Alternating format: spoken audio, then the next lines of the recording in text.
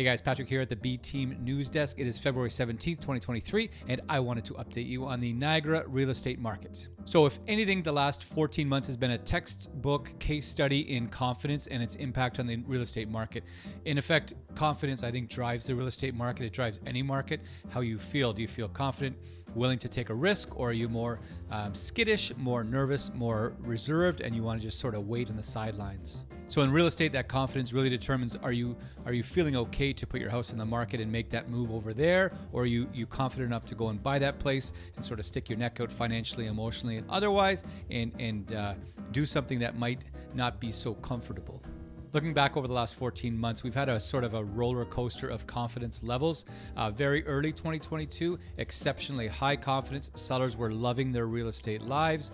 Buyers were piling on and lining up to buy those houses. It was pretty bonkers. And then boom, a switch got flicked. Confidence was totally shaken. People pulled back, sort of fell back and said, wait a second, I'm not even going to play this game. And then we saw that erode overall market activity as we got through the year. The end of the year, people were resigned. They were tapped out. People that were doing anything were really highly motivated. Then we got into January. People were open. They were searching for reasons to be optimistic. There was a, hey, it's a new year, new us. We're going to get through this kind of a vibe. And then here in February 2023, we've seen a definite return of positivity. There's better sentiment out there. Not exceptionally high. We're not seeing incremental jumps in activity or prices or confidence, but we've seen an improvement, and that's notable, and that's why I'm here today. So what do the numbers say? First, let's look at the number of new listings against the number of sales, otherwise known as how many things are for sale and how many people want to buy them. First, we'll look at the Niagara region. Here's the graph. In pink is the number of homes sold on a monthly basis, and in gray is the number of homes listed for sale. Again, the demand against the supply. You can see in the summer a massive imbalance. New listings way up here, sales way down here.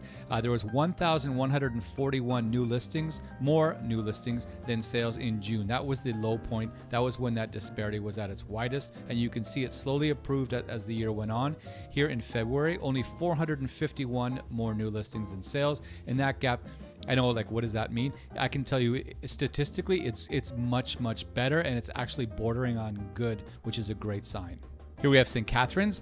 You can see, similar to Niagara, that sort of same trend. In June, same as Niagara, was the worst as far as the disparity between new listings and number of sales. And again, you can see that gap closed as we got into 2023. February 2023, the gap, or the ratio between new listings and sales, is actually similar to the same month last year, February 2022, which is a tremendous sign. And I'm not going to go through all the cities because the trends are very similar for the bigger cities, Niagara Falls, Welland, etc. And then for the smaller cities, they're way too volatile month to month. The graphs don't make any sense. But that same overall trend is transferable across the entire region. So you might be asking yourself, what does normal look like? What's the normal data? Here's the Niagara region for the number of homes sold. In pink is 2022 to 2023. The 10-year average is in gray. So that's sort of what's normal, right? And you can see very early 2022, exceedingly high demand was beating the 10-year average quite comfortably. And then through the summer into December, it ran roughly 20 to 45% below the 10-year average all of those months.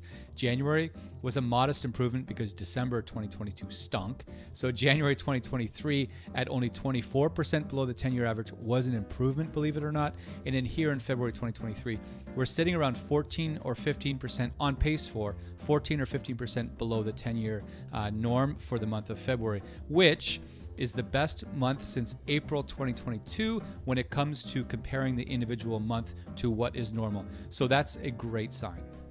St. Catharines, again, same deal as the Niagara region numbers. We had huge demand, huge number of sales in early 2022, and then from May through till December, it was roughly 20 to 46% below the 10-year norm.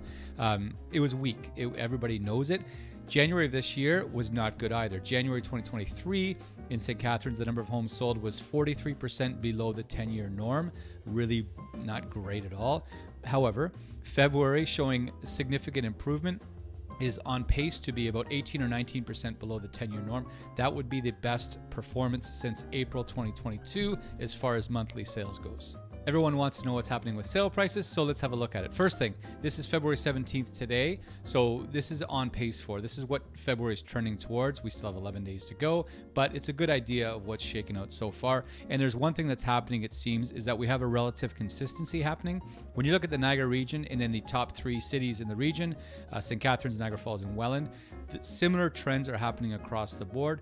Now, looking at small markets like Fonthill or Fort Erie or Niagara Lake, there's too much volatility there month to month to really get a good handle on things. You really have to pull those markets apart to establish pricing for a home. Because if there's 20 or 30 or 35 sales, you have a few sales way up here, boom, the numbers get skewed, right? So just looking at Niagara region, St. Catharines, Niagara Falls, and Welland, here it is. So you can see for the 3 cities, St. Catharines, Niagara Falls, Welland, the low point was in December. Niagara Falls, it was in January, but you can see that trend where there's some improvement here in February 2023.